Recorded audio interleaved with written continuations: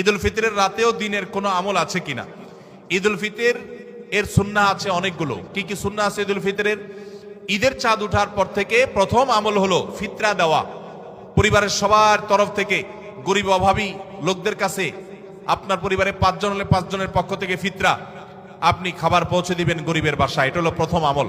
দ্বিতীয় হলো ঈদের চাঁদ দেখা গেছে, তাকবীর শুরু করবেন, আল্লাহু আকবার, আল্লাহু আকবার, লা ইলাহা ইল্লাল্লাহু, আল্লাহু আকবার, আল্লাহু আকবার ওয়ালিল্লাহিল হামদ।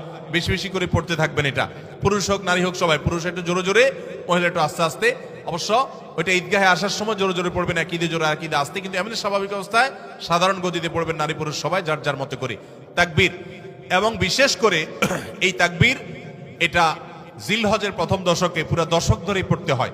যাই হোক, এই ঈদের চাঁদ ওঠার পর থেকে ঈদের নামাজ পড়তে তাকবীর আমরা শেষ করে পড়তে থাকবো। তৃতীয়ত হলো মেসওয়াক করবেন। 4 নম্বর হলো গোসল করবেন ঈদের দিন উপলক্ষে। 5 নম্বর হলো সুন্দর পোশাক পরবেন, যা আছে এর মধ্যে সুন্দর, নতুন হওয়া জরুরি না। 6 নম্বর হলো সুগন্ধি ব্যবহার করবেন। 7 নম্বর হলো আপনার খেজুর খেয়ে তারপরে ঈদগাহে আসবেন, খেজুর খেয়ে মিষ্টি মুখ করে ঈদুল ফিতর ঈদগাহে আসবেন। এরপরের সুন্নাত হলো যে রাস্তায় ঈদগাহে যাবেন আরেক রাস্তায় ঈদগাহ থেকে ফেরত যাবেন। এগুলো হলো ঈদের সুন্নাহ।